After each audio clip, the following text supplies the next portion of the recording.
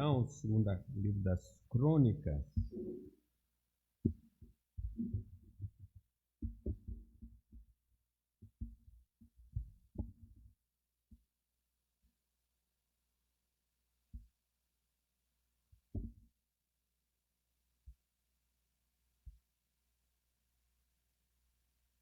Trinta e cinco é o último avivamento do Reino do Sul. Logo, mais uns 20 anos, eles seriam totalmente destruídos. Segundo o livro das Crônicas, 35, a partir do versículo 1. Josias celebrou a Páscoa do Senhor em Jerusalém e mataram o cordeiro da Páscoa no 14º dia do primeiro mês. Estabeleceu os sacerdotes nos seus cargos e os animou a servirem na casa do Senhor. Disse aos levitas que ensinavam a todo o povo e estavam consagrados ao Senhor: onde a arca sagrada na casa que edificou Salomão, filho de Davi, rei de Israel. Já não tereis esta carga aos ombros. Servi, pois, ao Senhor vosso Deus e ao seu povo de Israel. Preparai-vos segundo as vossas famílias, segundo os vossos turnos, segundo a prescrição de Davi, rei de Israel, e a de Salomão, seu filho. Ministrai no santuário segundo os grupos das famílias de vossos irmãos, os filhos do povo. E haja para cada grupo uma parte das famílias dos levitas. Imolai o cordeiro da Páscoa, santificai-vos e preparai-o para vossos irmãos, fazendo segundo a palavra do Senhor, dada por intermédio de Moisés. Ofereceu Josias a todo o povo cordeiros e cabritos do rebanho, todos para o sacrifício da Páscoa, em número de 30.000, por todos que se achavam ali, e de bois 3.000, tudo isso era da fazenda do rei. Também fizeram os seus príncipes ofertas voluntárias ao povo, aos sacerdotes e aos levitas. Ilquias, Zacarias, Jeiel, chefe da casa de Deus, deram aos sacerdotes para o sacrifício da Páscoa 2.600 cordeiros e cabritos e 300 bois.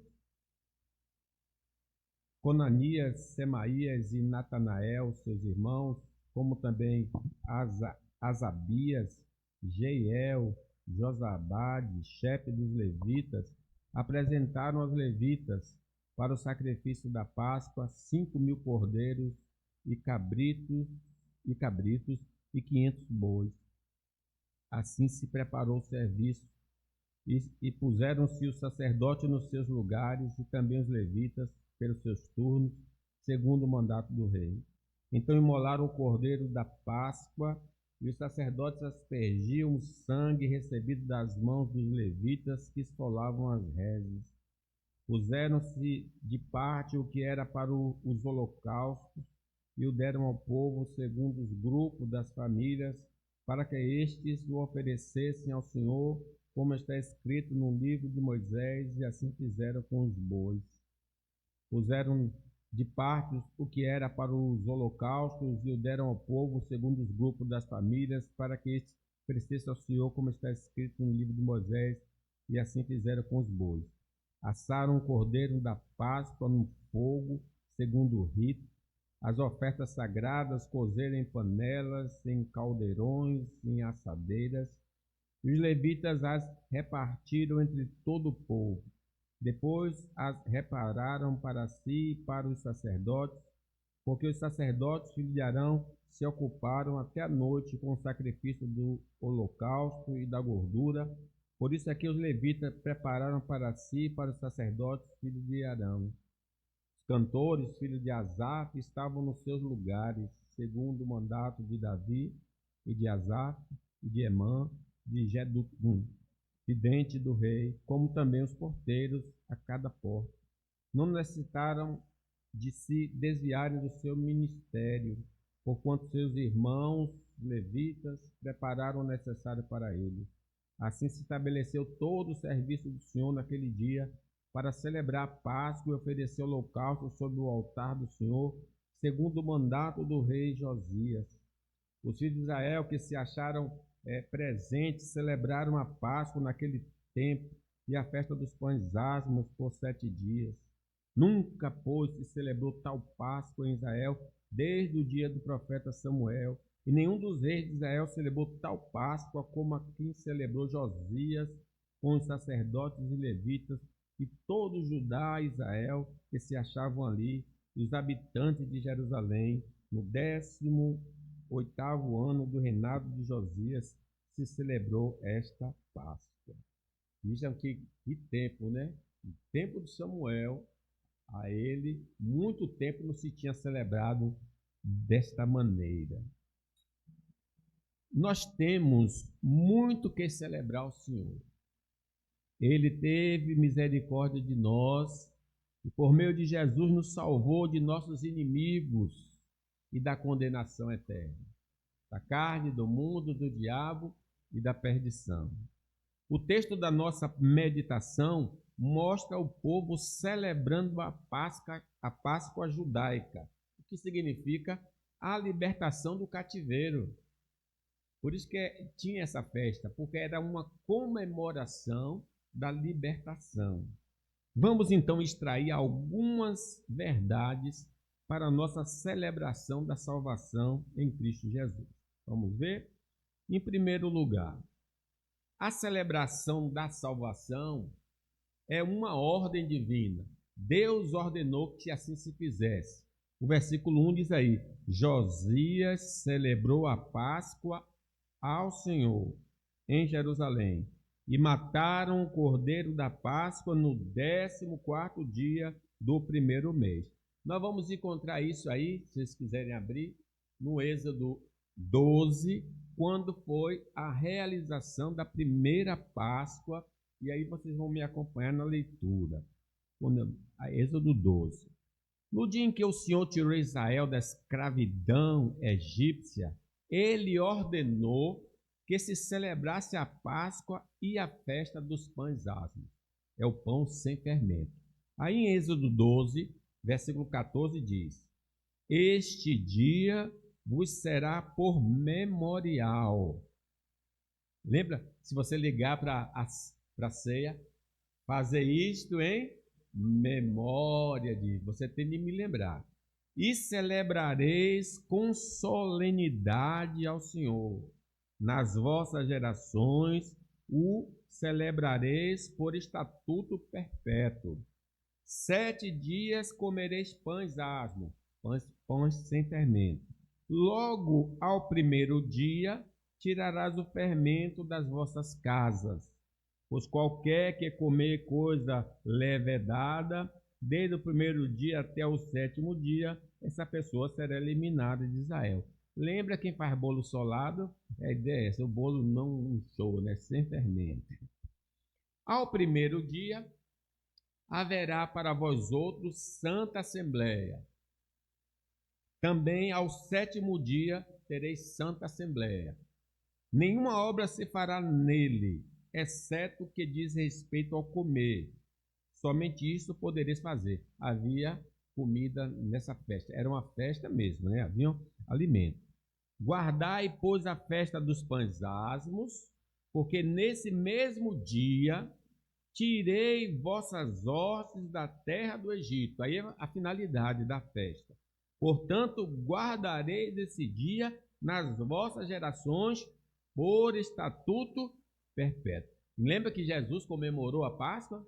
Tá? No último dia que ele estabelece a ceia, né? No 18 ainda diz: desde o dia 14 do primeiro mês, que era o princípio do ano para eles, à tarde comereis pães asmos até a tarde do dia 21 do mesmo mês.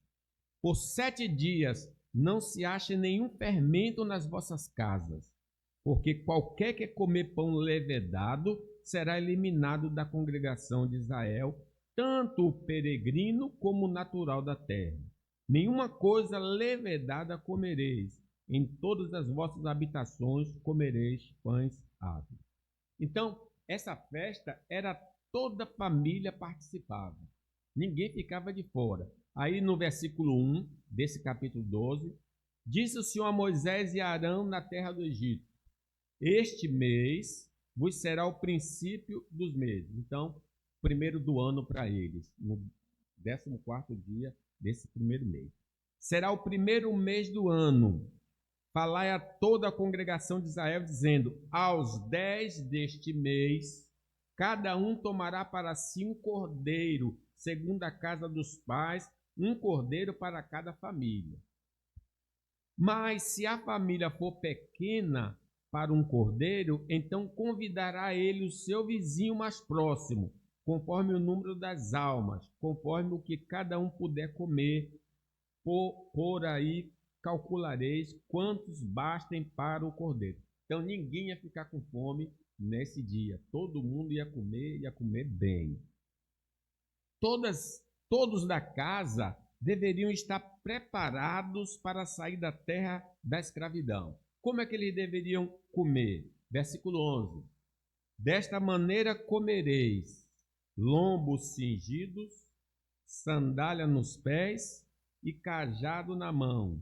Comê-lo-eis à pressa. É a Páscoa do Senhor. Páscoa literalmente significa passar por cima. O anjo visitou a terra do Egito e toda casa que tinha a marca do sangue, o anjo passava por cima. Quem não tinha a marca do sangue, o anjo entrava e matava o primogênito. Versículo 11 diz: desta maneira comereis lombo cingido, sandália nos pés, cajado na mão, comê-lo-eis à pressa, é a Páscoa do Senhor.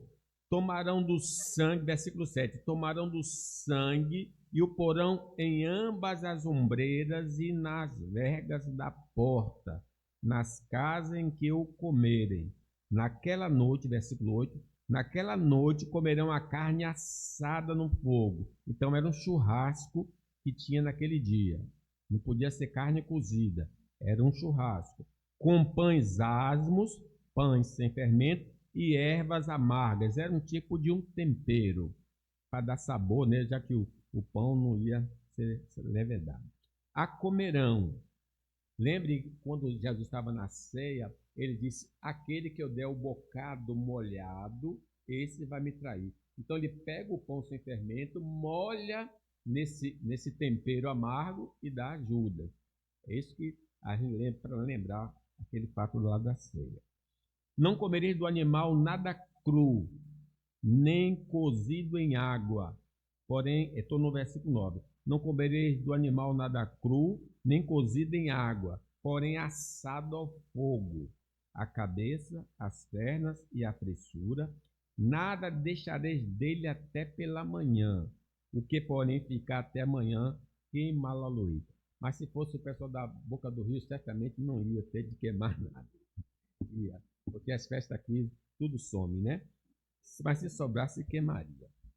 Se, por um lado, a Páscoa era a salvação do povo de Deus, para os egípcios era o juízo do Senhor contra aquele povo opressor. Então, por um lado, tinha um povo comemorando, porque seria o dia da libertação. Mas para os egípcios, nesse mesmo dia, seria um dia de terror. Observe o versículo 12.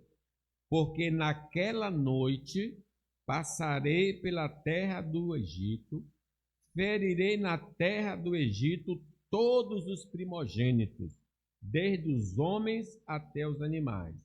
Executarei juízo sobre todos os deuses do Egito. Eu sou o Senhor. O sangue vos será por sinal nas casas em que estiverdes. Quando eu vir o sangue, passarei por vós, e não haverá entre vós praga destruidora, porquanto quando eu feri a terra do Egito. No Novo Testamento, lembra? O sangue de Jesus, seu Filho, nos purifica de tudo. Nós precisamos do sangue, o sangue da nova aliança. Lembra-se? Este é o sangue da nova aliança. Para participar futuramente da Páscoa, quer dizer, aqui foi a primeira Páscoa, mas lá no futuro era necessário alguns requisitos. No versículo 41 aí diz, olha, Aconteceu que ao cabo dos 430 anos, neste mesmo dia, todas as hostes do Senhor saíram da terra do Egito. Esta noite se observará o Senhor, porque nela os tirou da terra do Egito. Esta é a noite do Senhor, que devem todos os filhos de Israel comemorar nas suas gerações. Disse mais o Senhor a Moisés e Arão: esta é a ordenança da Páscoa. Aí vem alguns requisitos aqui. Nenhum estrangeiro comerá dela, porém todo escravo comprado por dinheiro, depois de o ter circuncidado, comerá dela. Então, ela precisava ser circuncidado para participar da Páscoa. Na ceia também precisa, ter a profissão de fé e batismo. O estrangeiro e o assalariado não comerão dela. O cordeiro há de ser comido numa só casa. Da sua carne não levareis fora da casa, nem lhe quebrareis osso nenhum. Lembra que Jesus não foi ferido, Ele foi ferido, mas os seus ossos não foram quebrados. Toda a congregação de Israel fará. Porém, se algum estrangeiro se hospedar contigo e quiser celebrar a Páscoa do Senhor, seja-lhe circuncidado todo macho, e então se chegará e observará, e será como natural da terra, mas nenhum incircunciso comerá dela. Vejam que a Páscoa é um símbolo daquilo que vai acontecer no Novo Testamento. Então, eu me refiro agora ao Novo Testamento. No Novo Testamento, a ceia do Senhor é o ritual de comemoração da salvação do Senhor em favor do seu povo. Fazer isso em memória de mim.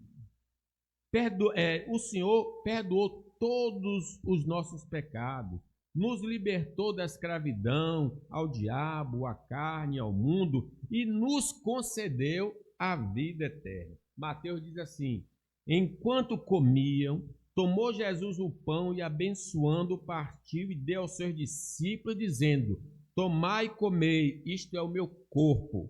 A seguir, tomou um cálice, tendo dado graças, o deu aos discípulos, dizendo: bebei dele todos, porque isto é o meu sangue, é o sangue da nova aliança, derramado em favor de muitos para o perdão dos pecados.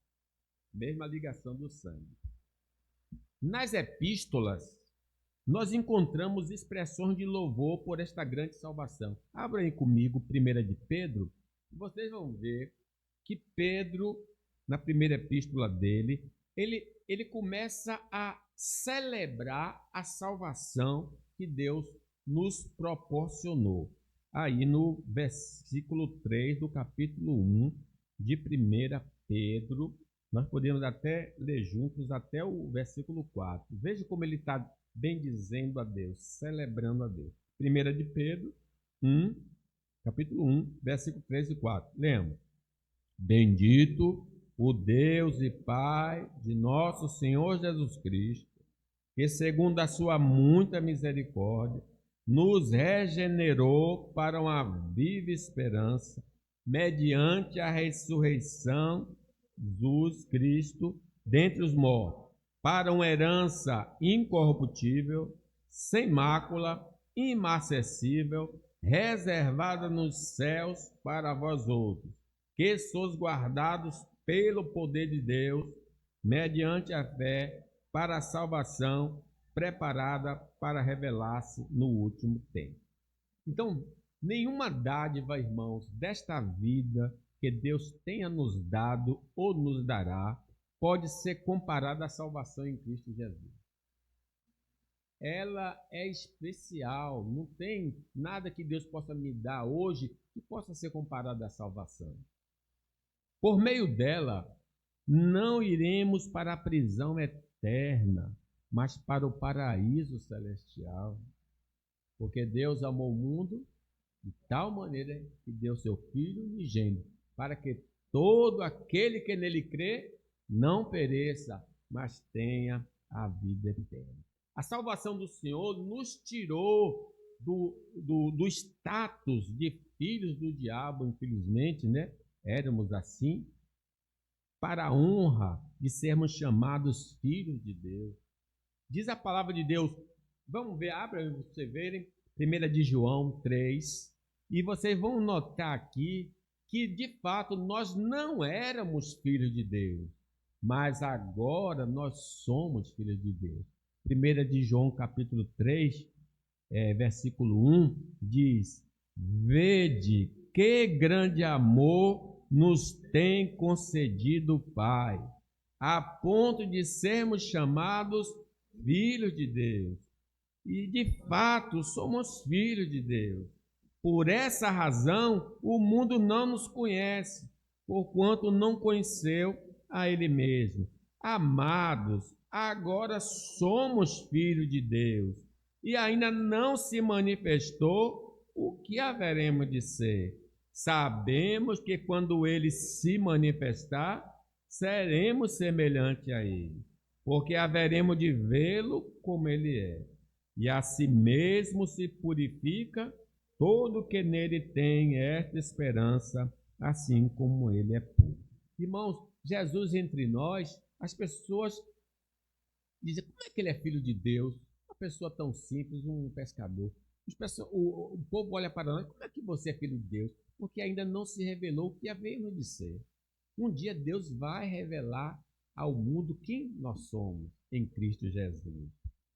Por causa da salvação divina, nós recebemos uma nova natureza para podermos andar em novidade de vida. Ele nos, diz Paulo, ele nos salvou mediante o lavar regenerador e renovador do Espírito Santo. A salvação em Cristo Jesus nos possibilitou receber um corpo. Receberemos um corpo semelhante ao dele quando ele voltar com poder e grande glória. Diz que ele transformará o nosso corpo de humilhação para ser igual ao corpo da sua glória. Que promessa maravilhosa nós temos. Existem outros grandes benefícios que a salvação do Senhor nos conferiu, mas esses são suficientes para nos alegrarmos e adornarmos ao Senhor por tão grande salvação. Salmo 103 diz, bendiz, ó minha alma, ao Senhor, e tudo que há em mim, bendiga o seu santo nome.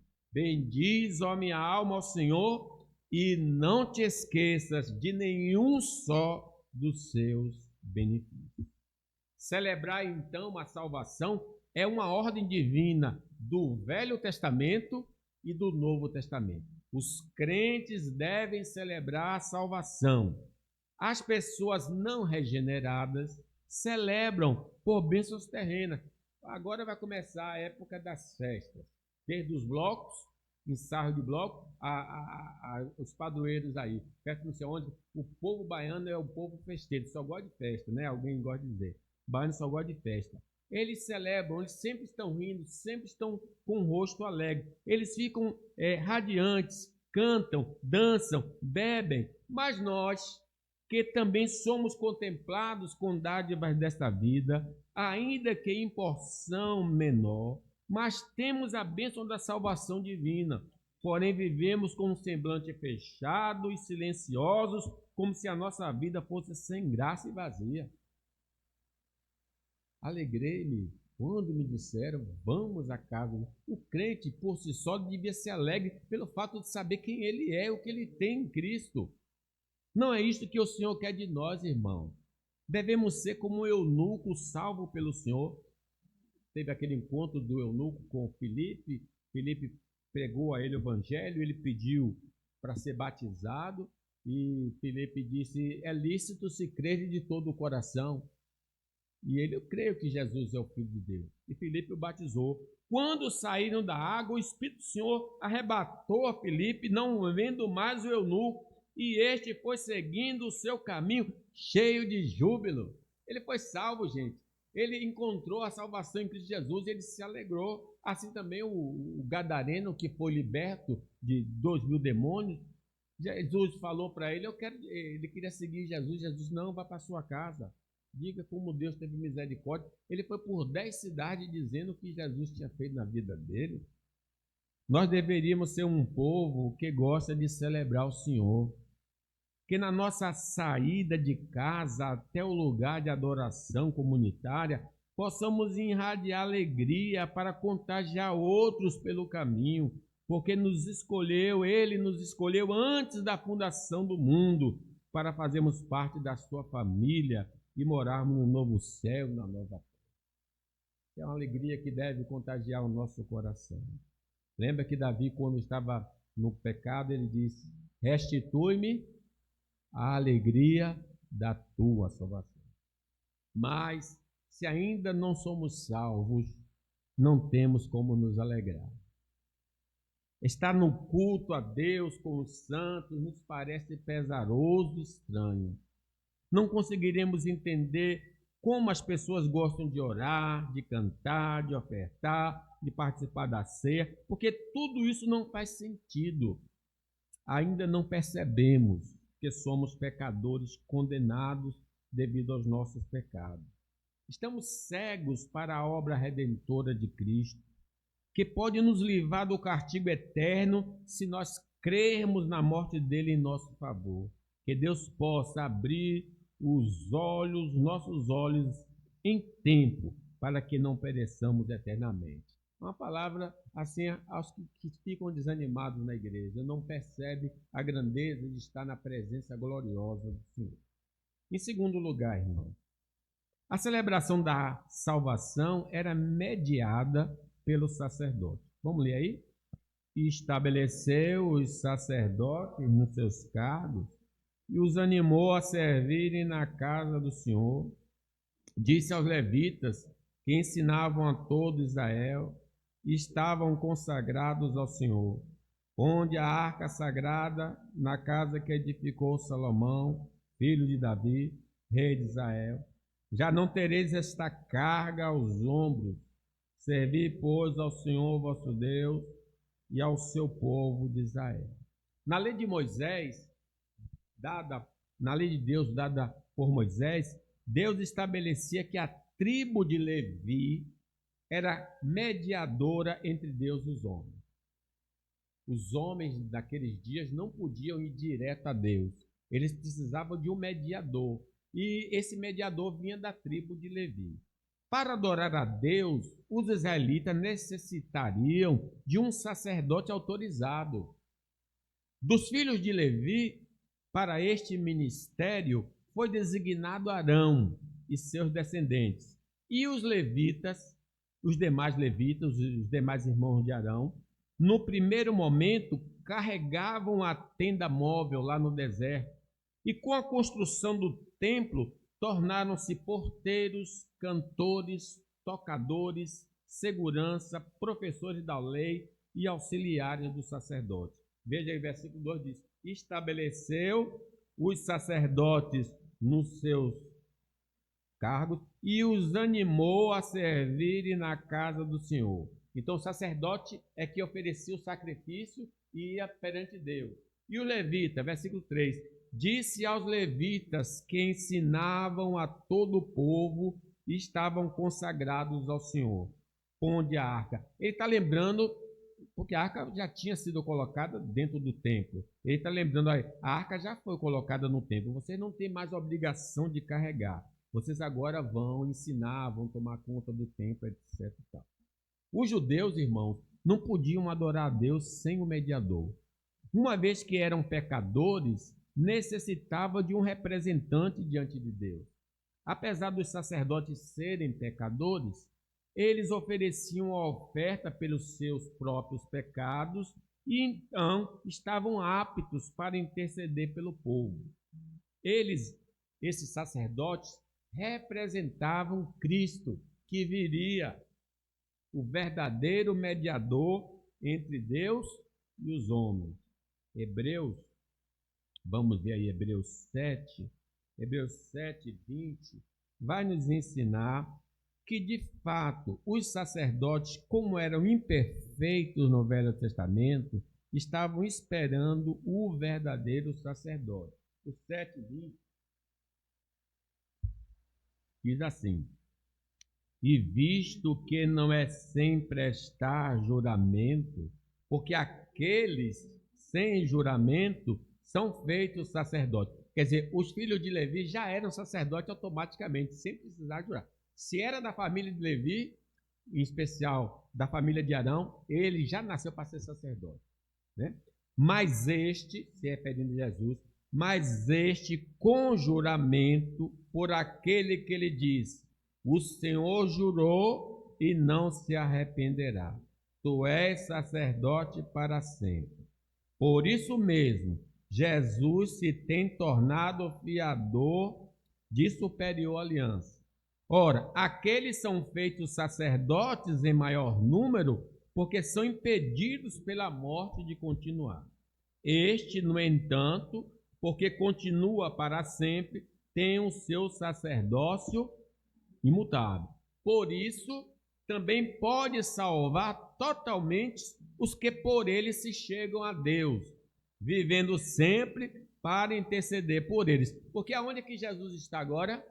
À direita do Pai, intercedendo por nós. Com efeito, 26, nos convinha um sumo sacerdote como este, santo, inculpável, sem mácula, separado dos pecadores, feito mais alto do que os céus, que não tem necessidade, como os sumos sacerdotes, de oferecer todos os dias sacrifícios, primeiro por seus próprios pecados, depois pelo do povo, porque fez isto uma vez por todas, quanto a si mesmo se ofereceu. Porque a lei constituiu sumos sacerdotes a homens sujeitos à fraqueza. Mas a palavra do juramento, que foi posterior à lei, constituiu o Filho perfeito para sempre. Então Jesus era ao mesmo tempo o sacerdote e a oferta. Ele ocupou o lugar do cordeiro e ele ocupou o lugar do sacerdote. E agora então nós temos um sumo sacerdote pedindo sempre por nós. Ah, pastor Paulo, pastor Cândido esqueceu de orar por mim. Jesus não. Jesus está orando todo dia por você. Como ele fez com Pedro, não os deixe cair em tentação. Eu orei por você, Pedro, para que a sua fé não desfaleça. Em nossos dias, só existe um sumo sacerdote, ou um sacerdote. É Jesus. Só temos um mediador entre Deus e o homem. É Jesus. Porquanto há um só mediador, porquanto há um só Deus e um só mediador entre Deus e os homens, Cristo Jesus, homem, o qual a si mesmo se deu em resgate por todos, testemunho que se deve prestar em tempos oportunos. Então, os presbíteros são mediadores? Os pastores são mediadores? Os diáconos? Não. A liderança que Deus instituiu na igreja atual, nós não somos sacerdotes, não somos mediadores, nós somos auxiliares de Jesus. Quem faz o papel é Jesus. Vamos abrir aí? 1 de Pedro, e a gente vai ver que os presbíteros, também os diáconos, presbíteros, pastores são a mesma coisa. Eles não são sacerdotes atuais, não são mediadores. Mediador é Jesus somente. Por isso que você pode orar em nome de Jesus e o Pai atende. Vamos ver aí, 1 de Pedro 5:1.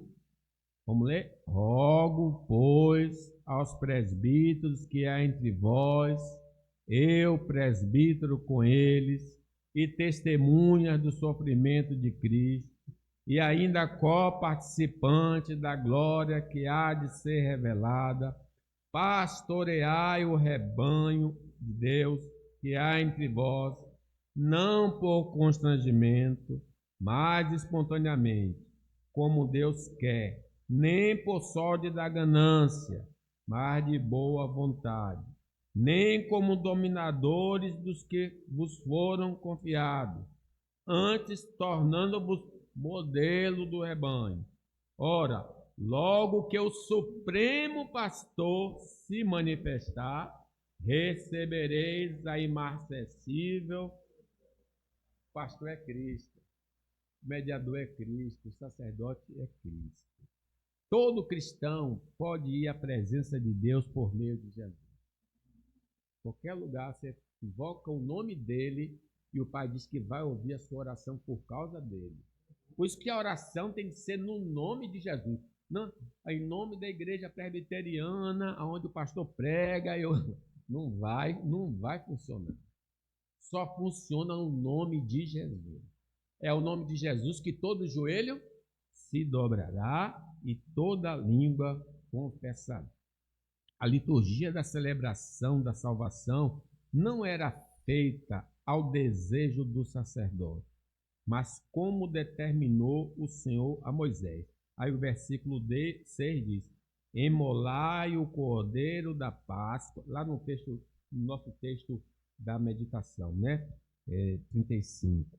Emolai o cordeiro da Páscoa, santificai-vos e preparai para os vossos irmãos, fazendo segundo a palavra do Senhor, dada por intermédio de Moisés. Você lembra que os filhos de Eli pegaram a oferta que estava cozendo e foi comer sem dar o sangue que pertencia a Deus? Eles receberam um castigo, né?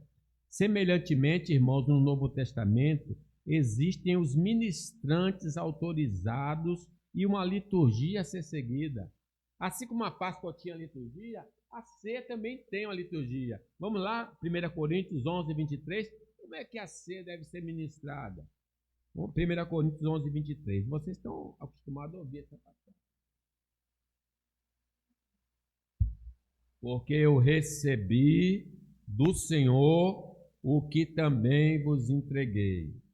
Que o Senhor Jesus, na noite que foi traído, tomou o pão e, tendo dado graças, o partiu e disse: este é o meu corpo que é dado por vós. Fazei isto em memória. Por semelhante modo, depois de haver ceado, tomou também um cálice, dizendo: este cálice é a nova aliança no meu sangue. Fazei isto todas as vezes que o beberdes em memória de mim. Porque todas as vezes que comerdes este pão e beberdes o cálice, anunciai a morte do Senhor até que venha. Então tem a liturgia, tem os ministrantes e os participantes. A participação indevida na celebração da salvação pode gerar castigo divino sobre o faltoso. Veja o 27 aí. Vamos ler? Por isso, aquele que comeu o pão ou bebeu o cálice do Senhor indignamente será réu do corpo e do sangue do Senhor. 28. Examine-se, pois, o homem a si mesmo, e assim coma do pão e beba do cálice. Pois quem come e bebe sem discernir o corpo, come e bebe juízo para si. Eis a razão, porque há entre vós muitos fracos e doentes, e não poucos que dormem. Vou parar aqui. Meus irmãos, vocês vejam, nós devemos celebrar. O equilíbrio para a gente não entrar em depressão é celebrar a salvação do Senhor. Comece a enumerar nas suas citações o que Deus fez em Cristo por você. E nós teremos ânimo nesses dias tão difíceis que estamos vivendo. Que Deus nos abençoe.